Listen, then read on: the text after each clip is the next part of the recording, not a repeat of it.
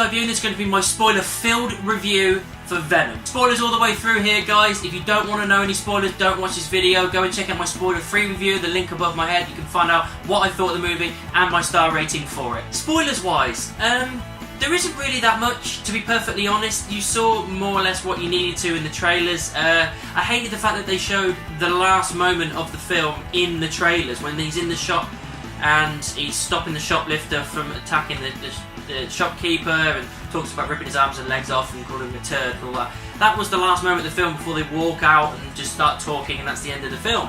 It's quite clear and obvious the main villain in it, the Bodhi character guy, he becomes Riot, this other kind of Venom character. It seems like all these kind of Venom symbiote things are coming from a different planet, which they were in the comics, but it seems like there's more than just Venom. There's loads of different ones, millions, and it's all about an alien invasion. And originally that's what Venom wants. He wants an alien invasion. He's going to take over. He's going to use Eddie Brock. Riot's going to do the same, and then obviously they're going to bring the rest of them here and take over the entire world. And standard stuff. The thing that I obviously loved was the chemistry between Venom and Eddie. It was so funny at certain points where Venom was talking to him and no one else could hear him, and he was just doing all these funny things. Like he wanted to say he wanted to jump out the window and go down, and the next scene he was hitting the bell for the lift, and all you can hear is Venom go, "Pussy!" And it's little moments like it was really funny. I didn't expect it to be as funny as it was. Like I said in my spoiler-free review, that I wanted a little bit more out of Venom and Eddie Brock, their characterization and their relationship and the way they build everything. The reason being, it seems quite quick that Venom turns and basically decides, oh actually I quite like it here, I quite like you as a host, I'm going to stay here. It just seemed to flip like that, and he said Eddie was the reason, and apparently he's saying that I'm a bit of a loser on my planet, kind of like you, and I don't really want to be there, so I'm going to stay here with you. Now that's alright with the story and everything. It actually makes you relate to Venom a little bit more, going, he's not this fucking badass on his planet, he's in our planet, but there he's just a loser.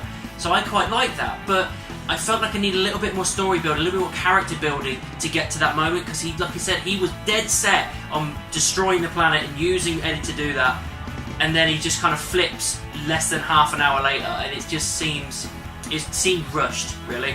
Obviously the main villain, as I said before, he's trying to cure elements and all this kind of stuff of our planet using these symbiotes, or whatever way you want to say it. He's going to take a rocket and go off into space to get more of them, to bring them back, because the last rocket failed and killed a load of people and blah blah blah. Then that's how the Venom and Riot fight gets off with the rocket. They're having a fight on the rocket and beating the shit into each other. Eddie Brock does technically die at some point, he gets stabbed when Venom's pulled away from him, he gets killed by Riot, and then Venom brings him back to life. They have one final fight, and then the ship explodes with him inside. It just, again, it seemed quite quick for the villain to die. They had their massive fight, and then you expect him to have one last real volley, and then just ever so quickly he's inside the rocket and it's like, bye bye, and boom, and that's it, he's dead. And then you think Venom's dead as well, and then you find out in the very next scene when he's talking to his girlfriend that Venom's still alive in his head, and they don't explain that really. I mean, maybe they'll explain it in the next film, I don't know, but they didn't really go into detail with that. It was a 15. It wasn't an 18, it was a 15, and I find it weird that they wanted to go for a little bit more of an edgy kind of thing like they did with Deadpool, like Fox did with Deadpool, and they opened the gate to do that, especially with a character called Venom. This character is amazing, but there wasn't really many horror elements to it. There was a couple of shots that made it look kind of horror based, but it was more of a thrillery kind of feel to it more than a horror. There was some, a couple of disgusting scenes, but nothing that made you go, oh fuck, there's nothing like that. So I felt like they could have delved a little bit deeper into that, I think. Yeah, the fact that Venom decides to stay on the planet, he stays with Brock, and they've kind of got like an agreement now where he can't eat the heads of good people, he can only eat the heads of bad people, and I like I said before, I love their chemistry. I love everything about those two together. They're kind of working together, and I like that, and that's the thing I'm looking forward to, again, going forward into the next film. I'm looking forward to more of that, more character development, because like I said, we could have done with a bit more in this, so I want more from the next one. Hopefully if it happens. The end credit scenes make you assume that there's going to be more.